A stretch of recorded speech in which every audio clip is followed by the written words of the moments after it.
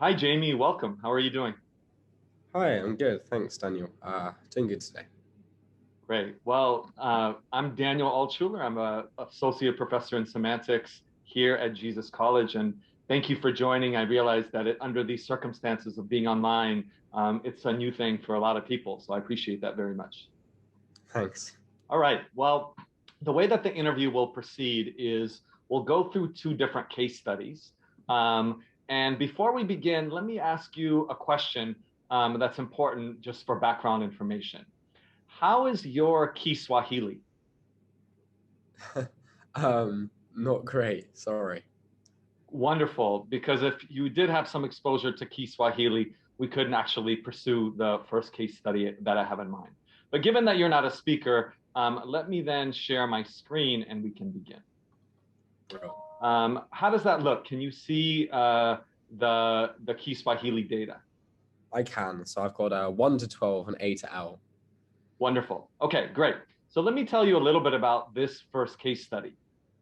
So the goal, as you can see the directions here, is to match the Kiswahili forms that you see here in 1 through 12 in column A with the English translations that you see in column B, noting that each translation will be used exactly once. And this exercise, which you'll have a little bit over 10 minutes to do, isn't intended for you to complete. What I'm really interested in is for you to talk me through the sort of strategies that would be involved in you trying to figure this out. And everyone has different strategies and different techniques. So if you'd like just a minute or so to have a look and think it through, feel free to begin and talk me through whenever you're ready. Cheers. Yeah. Okay.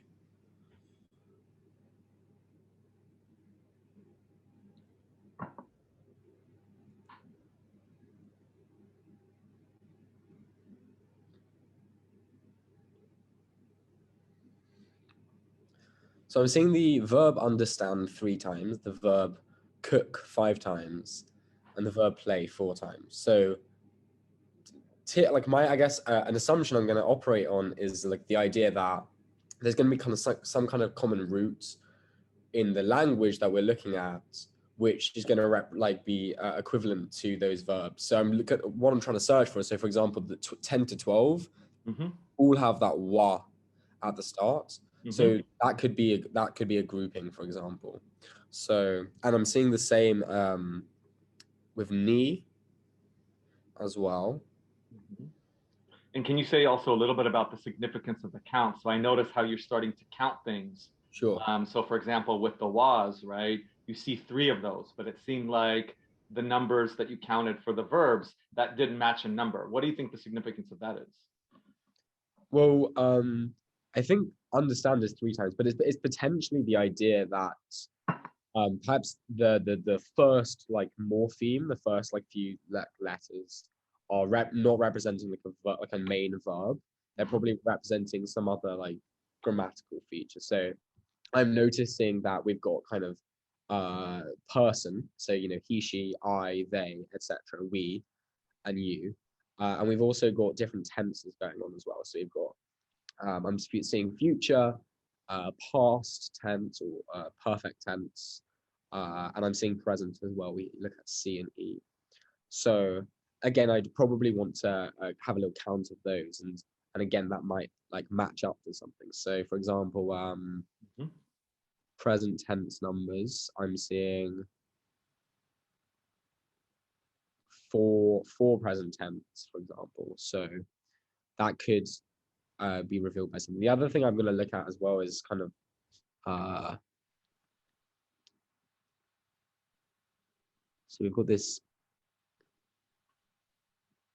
We're looking at endings. So we've got Pika, for example. Pika, we have four. I think it's 4 times. Sorry, I'm peering on my screen. It's Yeah, no, that's okay. Yeah, that's one of the challenges. But you could see okay, yeah?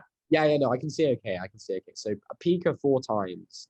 So for example, that could be a present tense because we have 4 present tenses. So I'm just going to look at the other endings and do a little bit of counting as well. So we've got Chesa. So we've got Ata Chesa, Nili Chesa, Una Chesa, and also Wali Chesa. So that's another 4 times. So that's potentially so how many times? We've got 4 future tenses as well. which means we probably got 4 perfect tenses. So that's not going to help me distinguish which is which, but it suggests to me that that last morpheme is probably that last morpheme is potentially related to tense, for example. Right. But then on the flip side, you might think, for example, if you look at the verbs to cook, right? There's 4, 1, 2, 3, 4, 5 of those, right?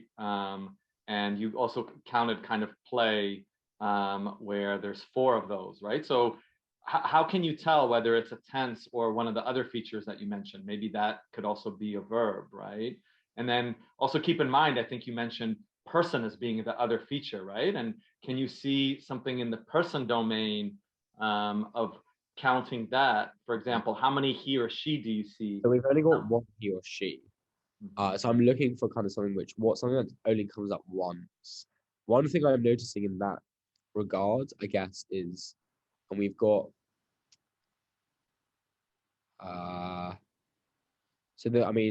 the endings all seem to be, there's like 4 sets of the endings, so it's probably not the ending.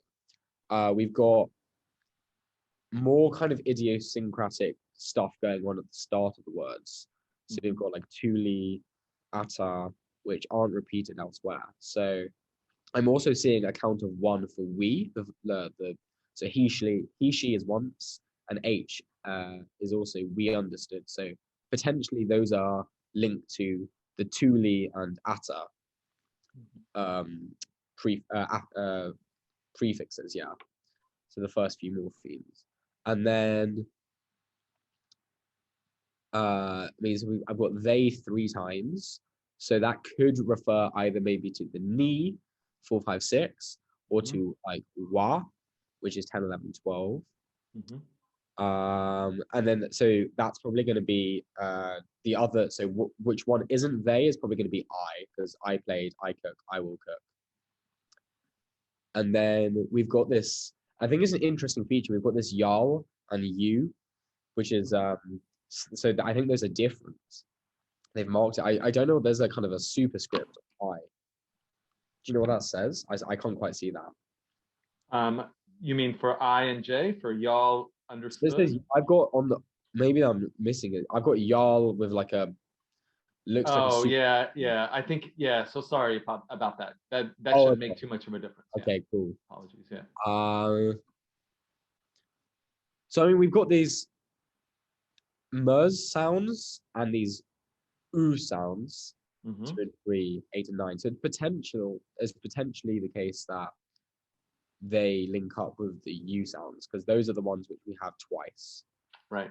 So my theory then, I guess, at this stage is that the first set of letters, probably the first 2 letters, refer to what we would consider pronouns in English, and that the endings refer to tense, and that the core because I know from kind of previous like reading a book that it tends to be the case that we have like the little smaller morphemes at the start and end, and they're less likely to be inserted into a word. So it's likely that the root core verbs are going to be in the middle there. So that's my current theory. Right. One thing though, again, kind of coming back a little bit to counts is maybe you stopped a little bit short of counting the different kinds of verbs. So for example, how occurrences of play and cook and understand, and to kind of see how those link. So for example, you might notice that as I noted that play is there 5 times, right? And so are there certain, for example, forms here that come 5 times, that might be a clue that that verbs might be thought about in a different way? Sure. Okay, so we've got li, which is in 2, 4, 7, 12. So that's 4 times, I think. Ta, ta, ta. So by my count, we have 3 tas in the middle of the word, and then we have 1, 2, 3, 4 nas. So that's 3, 4, 5, I think it was, which links nicely with the number of like with the play, cook, and understand distributions. Mm-hmm. I don't think there's any other distributions that are like the same. So maybe I'm missing something, but for me that probably links nicely. So for example,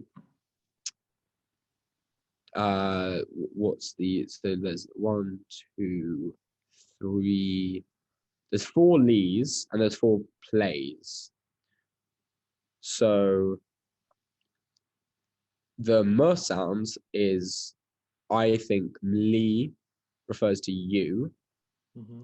So mli, oh, fahumu, that's not. I've come across something I haven't seen before. Mm-hmm. What is that? Oh, so I guess the fahumu is, we have three of those. Is that right? Yeah, three. Mm-hmm. One, two, What about Jamie? What about cook? cook. There's five cook. Okay, I'm rethinking maybe Pika, Chesa, and Fahamu refer to the verbs, so that's at the end. Mm-hmm. And then the two prefixes refer to the tense Mm-hmm. and to the pronoun. So I'm now gonna, because I think I was reasonably confident on the first morpheme referring to Right. the pronouns, so I'm gonna relook through the middle ones as well. Okay. So top 1, 2, 3, 4.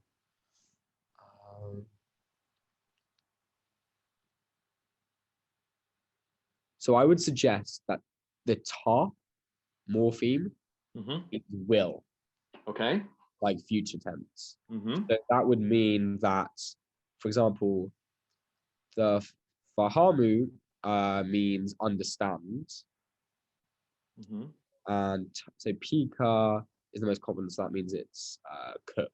So wata pika means you will, no, they will cook. So I would say 11 is F, they will cook.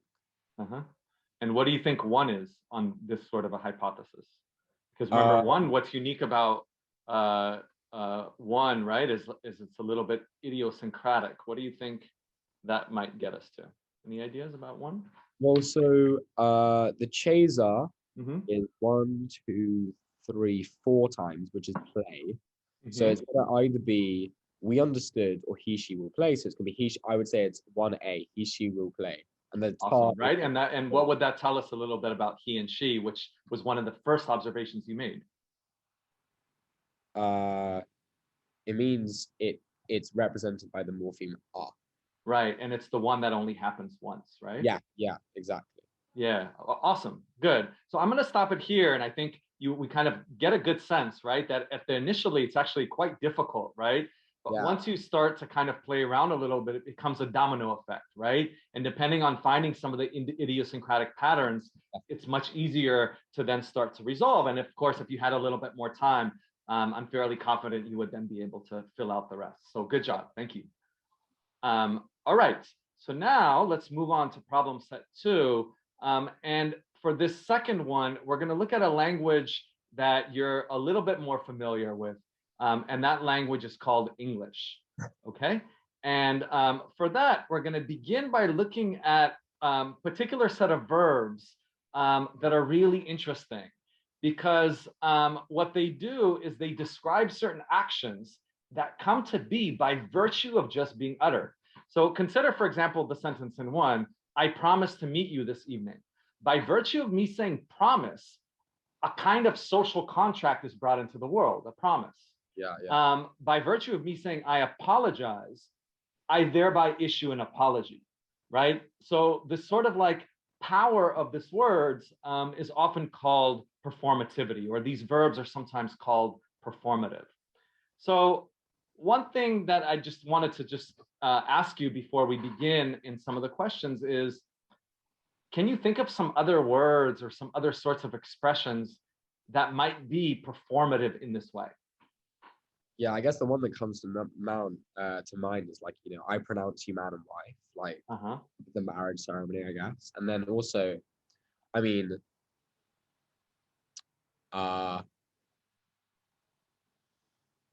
Ooh, what other words are like performative? That's one example. Yeah, no, that's a good one, right? And it kind of really shows that it happens in all sorts of social contexts, right? So a promising and apologizing versus a wedding ceremony where a lot of things are set up and you have this great power in saying something like, I do, right? Or someone saying, I now pronounce you to have a certain partnership, and lo and behold, as a result, that partnership is born. Okay. And other things you might think about, for example, are things like even magic spells, right? So even in fictional discourse, right? Like, where I might say certain things like abracadabra or other sorts of bits, right? abracadabra, yeah. And also I quit, in a job. There you go. Yeah, right. And thereby you're no longer an employee of some institution. Right, exactly. Yeah, some great examples. Awesome. So what I want to now do is to kind of lead you through some further data that gets us to think a little bit about like, what's the nature of performativity? How can words have this sort of power that they do? And I invite you to compare, for example, the example in 1 that we see. So we'll stick to promising with 3 and 4, right? So consider 3. I promise to meet you every evening.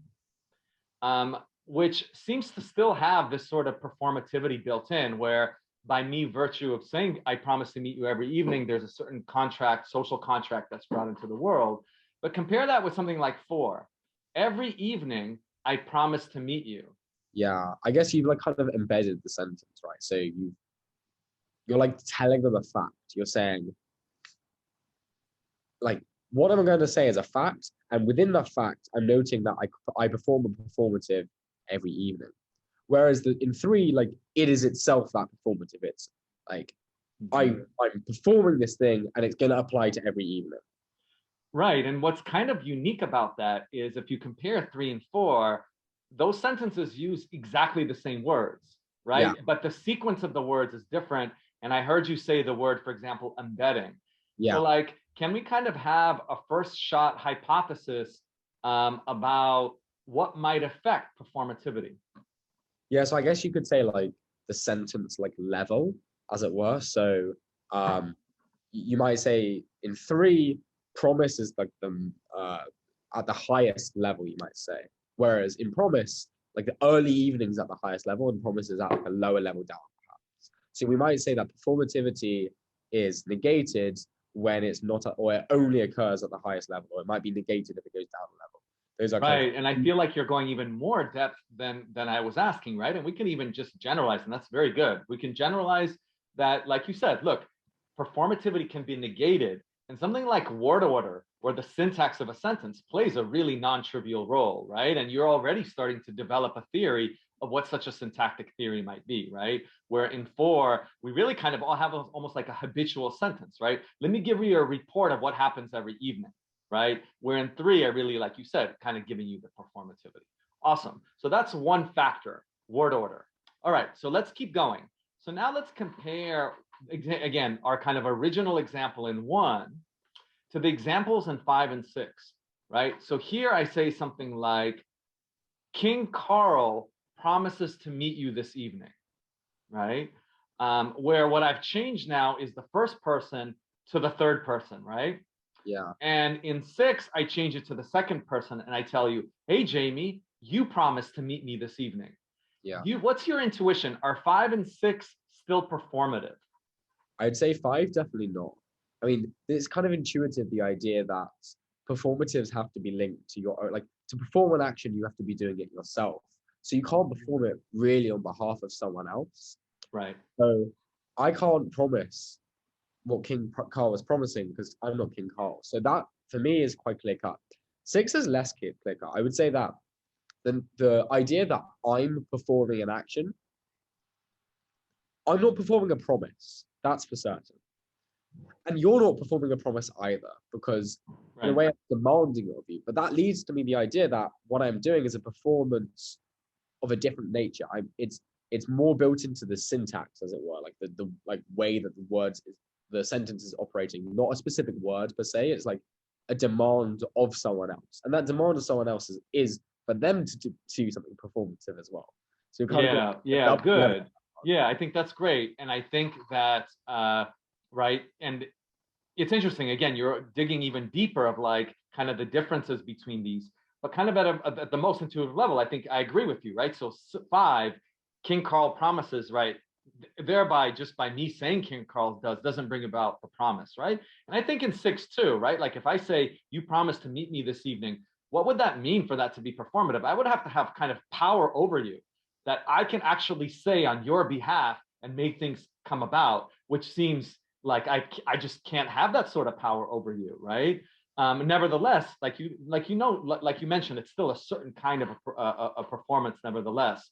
But now let's kind of explore this a little bit different and think, okay, imagine a following context to where I'm actually the humble servant of King I Carl. have to say it's interesting. Like I Yeah, can imagine, a little girl and her mum, right? yeah, The little girl like does something like obviously not intentionally, but like does something slightly wrong, and the mum goes, Lily promises not to do that again. And that almost does act like that gets closer, or the humble servant again, like the whoever the master or the lord you're going to contrast it to, that gets closer to being performative, which kind of shows that language is very, very intricately tied up with like social relations, I guess. beautiful. Yes, exactly, right? So what we learned kind of from the previous bit is that word order and syntax matters. And then here, you're right, social relationships and something that we call, kind of thinking about language and power, right? That certain power and social dynamics can also bring about, right? So if I'm licensed on the behalf of King Carl to make promises, because Carl is too powerful to make promises by himself, lo and behold, that humble servant can do that, right? Whereas Yeah. you nicely put it out, right? If there's a certain kind of parental relationship, which is inherently a power relationship, then lo and behold, maybe a mother can make a certain kind of a promise on the behalf of their child. Awesome, right? So now we're kind of at 2 crucial factors about what might dictate whether something is a performative. Okay, so now let's look at one more before we get to some other final questions. What about in 7? So now we're going to go away from promising and kind of think about back to number 2 and apologizing. What do you think is the difference between 2, where I say I apologize and it's clearly performative, versus 7? Like imagine, Jamie, I did something wrong to you, and then I want to apologize. How would it come off if I say, I'm apologizing? What do you think?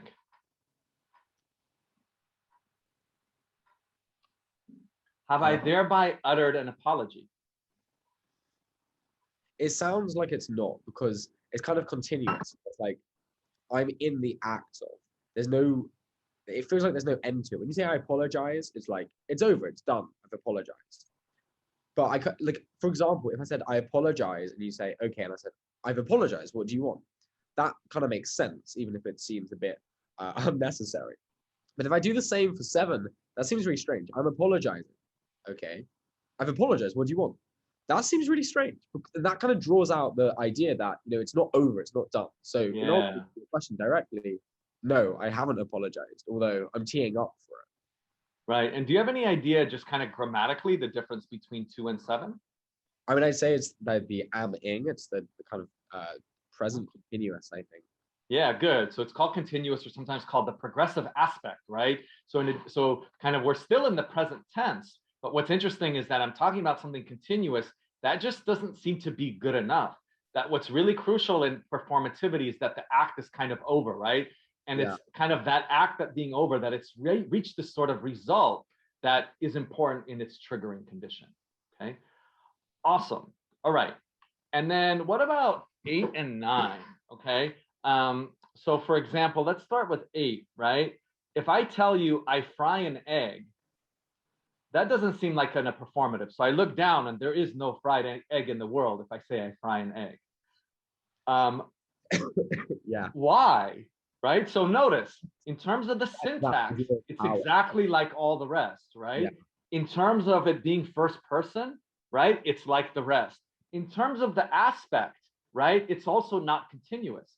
So it has all the recipes that we've gone, but lo and behold, I say I fry an egg. There's no fried egg in the world. What goes wrong? I guess it's to do with that point you said about power, which is that fundamentally embedded within each verb is an intuitive or kind of natural, not natural, intuitive relation between that verb and the words, and what we have power over and what we don't as humans. So I get to decide what I apologize for, and an apology is something that can be issued without, I guess it's an internal thing, right? Whereas frying an egg isn't. I can't just say I run a marathon. I've not just run a marathon by doing that. I can't say I win the Olympics, but bam. And I guess that's the difference between I fry an egg and I insult you. I have the power to insult someone merely by my own words. I do not have the power to fry an egg merely by right. Yeah, excellent. Physics just doesn't allow it, right? Like linguistic acts aren't the kinds of things that could bring fire or or heat to be able to kind of fry an egg, unlike apologies and promising. And I think as silly as that might sound, it's actually quite revealing, where we learn something about performativity as kind of being linguistic.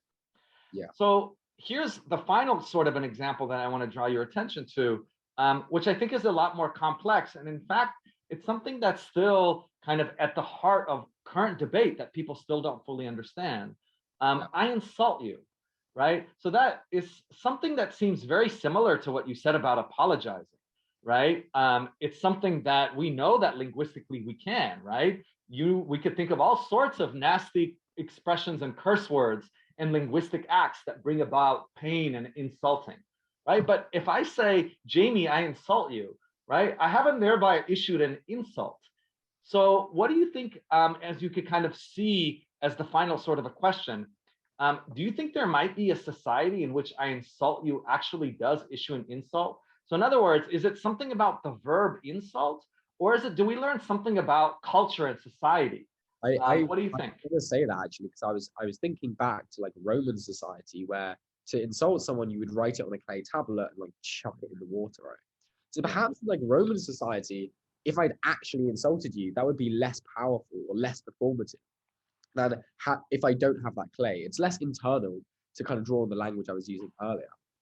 So I definitely think there's some sort of kind of cultural grounding to this, as you say, different power relations perhaps, or different relations between world and conceptual ideas like insults might exist in different societies. I mean, you say that I insult you isn't insulting, but intuitively it's kind of insulting to me. I mean, if I said that to someone in a serious sense, Daniel, I insult you, that's quite a lot. I mean, that's I think in certain circles, even in what we call like a sub society, that would be pretty rude. So although I can see why it doesn't come across as a performative itself, I think definitely culturally grounded and verging on becoming a performative.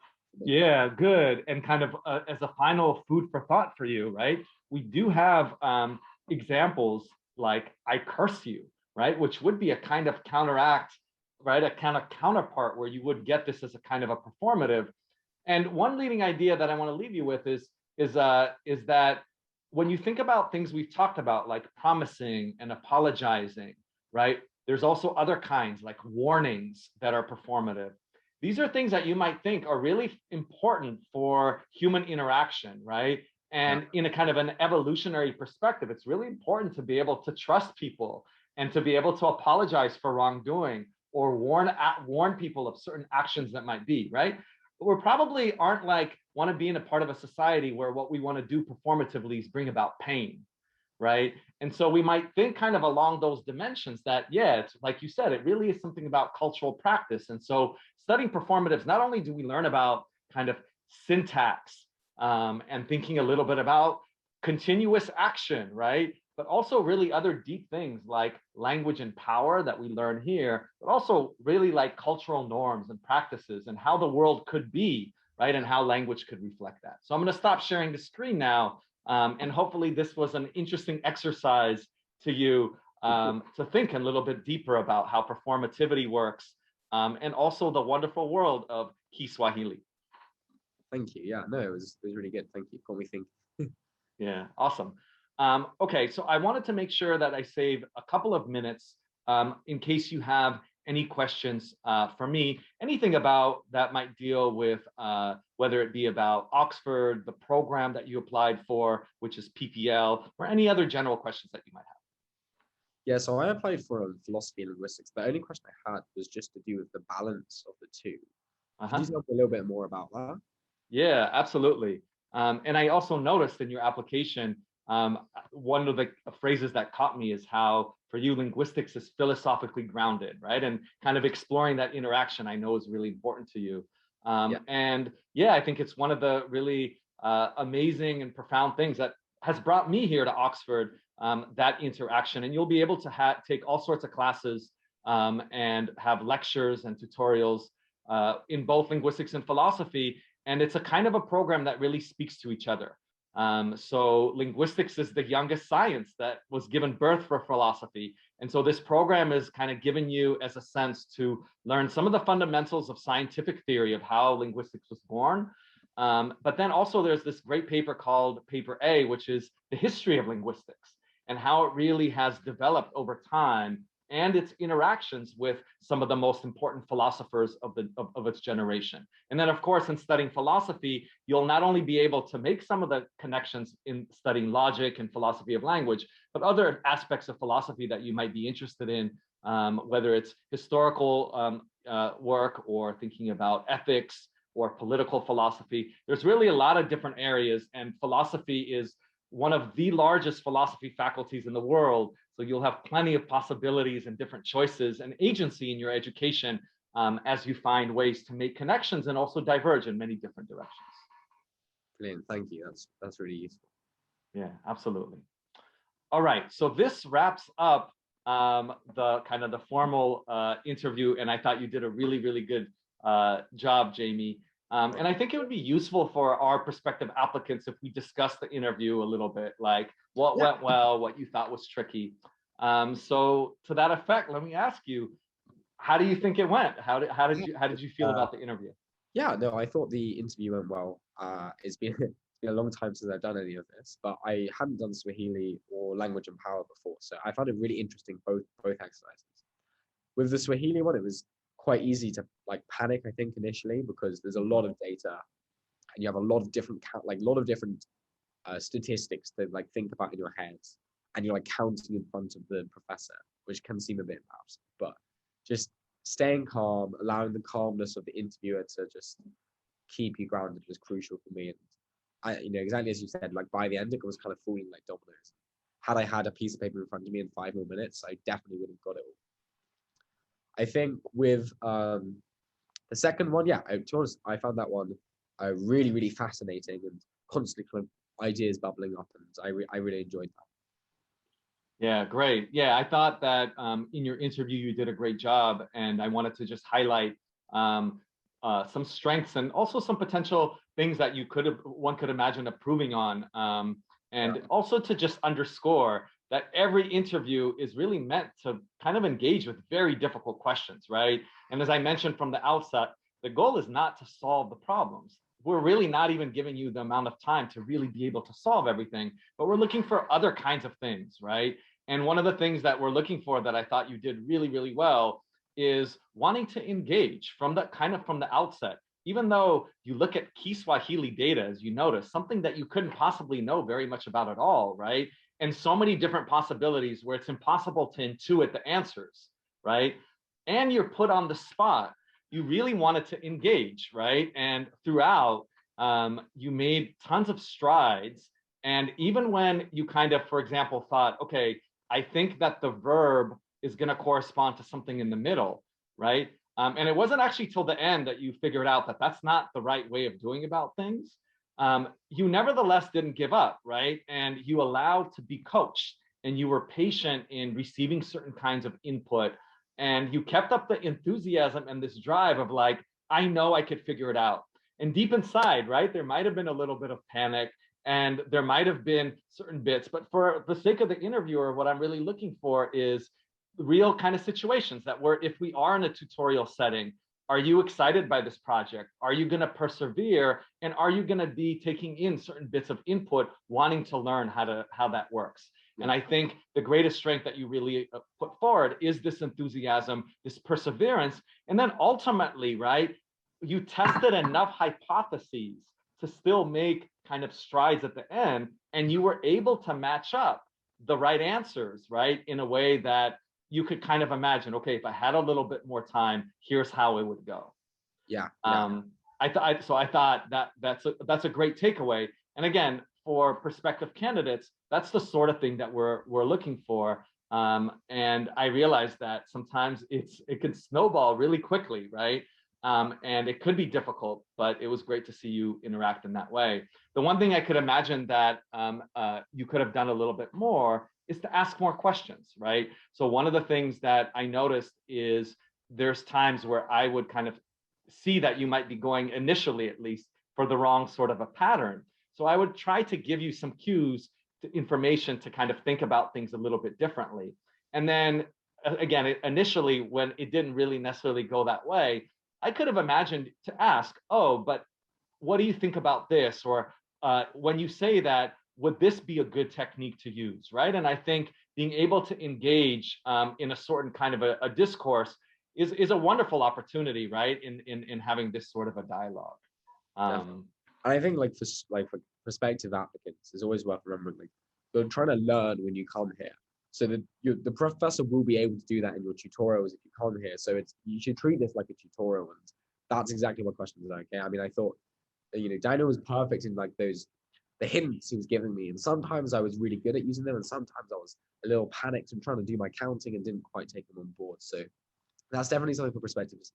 For example, you pointed out the certain things that only came up once and how that linked to he, she, for example, was a direct example you gave. Another one you tried, this one I didn't pick up on quite so quickly. You tried to make me switch. You tried to make me switch the verb from the middle bit to the end bit. And I may not have done that immediately, but I didn't decide, oh, because I've said once that I'm going to try down the same route, I'm not going to switch. And that was, again, something that's really important, is open-minded and willing to change, especially in an interview like this. Yeah, and I think that's a really good point, that sometimes it's not easy to admit to oneself, and especially in an interview with so much weight, that, look, I got it wrong, and I'm willing to engage in a different hypothesis, right? Yeah. As opposed to kind of being stubborn and let me show you that I got it right. And I think that transition was a game changer in the interview, where it's at that point, right, kind of in my mind, I was like, okay, this is a great potential applicant that listened, right? That there's no way they could have just figured it out right away on their own, right? And so that little bit of coaching advice right away got you so far. I think in the last 2 minutes, right, you were able to really start to make so much headway because of that open-mindedness that you put forth. Go ahead. If you're having a linguistics interview, it's likely you're going to get presented with data. Bring a pencil and pen, or a piece of paper, because noting those down would have really helped me had I done that, because I was constantly having to recount. Yeah, and I think that's a really, really good point, that being prepared in this way, right? A lot of the interviews don't have necessarily a reading that you have to do ahead of time, or, right? So you're really coming in not knowing very much what to expect. And so having a piece of paper, and maybe that could have been a really helpful technique, right? To start mapping out certain patterns. So not having to take it in all in your head, right? Which could be quite difficult. I think that's a wonderful piece of advice and strategy, and also something that in some interviews you might also be encouraged to put forth. I think just one quick other point on that is that another thing to point out to prospective students, which I felt I did quite well actually in this one, was thinking aloud. Yeah. When panicking, think aloud. It's such an easy strategy to buy more time, but it also allows the interviewer to point out when you're going wrong. I mean, just on a practical point, I could have so easily miscounted an ending, which doesn't mean I'm a stupid candidate. And the interviewer could easily go, actually, that was 5, not 4. That's one example. But even just like, as I'm saying my reasoning, if I'm doing wrong reasoning, by saying it aloud, the interviewer can interject or correct your calls. So definitely think aloud. And I did that for kind of, especially that first exercise, really throughout that exercise, I was thinking aloud. Right. And then I wanted to say just a little bit more about the second part, because I think one of the difficult parts, and why I kind of juxtaposed the 2 case studies the way I did, is in the first one, it's actually hard for passion to come out, or certain enthusiasm about language, because it's a difficult task and you're constantly really caught up in the riddle. Where in the second sort of a case study, right, it's much more open-ended, and the sort of ways that you could answer the questions can go in many different directions. So it's a way to really highlight what are the different interests of the applicant, how broadly can they think and connect to issues well beyond just language, right? And so we talked about language and power and societal norms and all sorts of different bits. So I think that was a part that was done really, really well. And so I'd love for you to say a little bit more to the applicants about kind of how much freedom you felt to not just stick within just language per se, but you started to really connect to different examples and different ideas that went kind of well beyond. And to me, it really signified, okay, this is an applicant that could think outside the box. They could really connect language and ideas to more, bigger issues in the world. And that came off in a very, very profound way. Yeah. I think it's about a different attitude than sometimes people have in their school. So at school, sometimes it's really about just getting that answer nice and quickly. But this is more playful, more exploratory.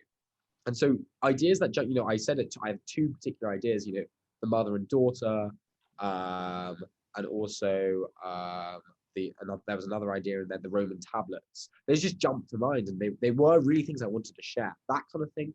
I would say prospective applicants often hold themselves back from saying that kind of thing. Don't come forth with that. That was something which will show the interviewer that you are interested and you're able to make those links. So to be honest with you, I more than anything, I wasn't even trying to make those links. I was just hearing these things, naturally jumping to, oh my God, that's so cool. That's pretty similar to this. But crucially, using that to link that to my answer. Don't just throw things out.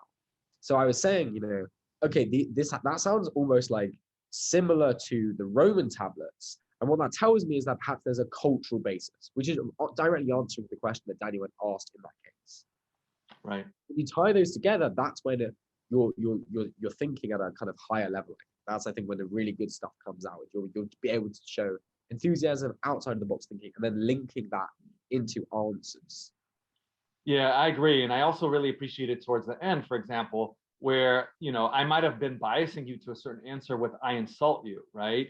And you took a step back and even felt the ease to be able to challenge and say, well, look, yes, it's not really a kind of performative usage, but I could easily imagine being insulted in this way. It's really easy if you told me that, I insult you, that I could take this kind of in not the best way. So therefore, yes, I could imagine a society along these and these ways. So it actually went against the sort of answer that I thought I would get, right? But I thought that was great, right? And I think also for prospective candidates, it's okay to challenge and to think, look, I actually have a different intuition and a different opinion, and not really thinking, what does the interviewer want me to say? And that's what I should say, but actually feel the freedom of being yourself, right? And using your intuitions to kind of have a real live discussion, which then allowed us to go to the next level, right? And it also kind of allowed me to freestyle and talk to you about evolution and how, language works in a certain way that reveals of why giving pain to a certain society might not be the most practical way, in a way that warning and promising is, right?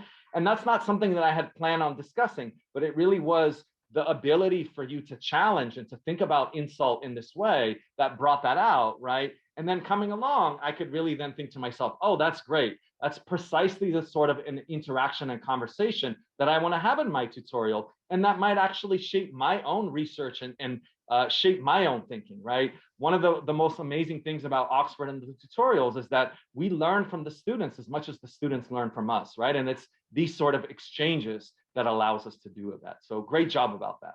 Thank you. Yeah, and the other thing I was going to say is, feel free if you feel that a conceptual based answer isn't going to get your point across eloquently, or you're not sure quite how to say it that way, use an example. I did that at one stage. I was trying to get to this idea that an insult has to be, or a performative has to be over, and I wasn't getting it as clearly across as I wanted. So I gave an example using language, and I felt that was a really nice way to kind of get what I wanted across really eloquently and clearly. Yeah, no, I agree.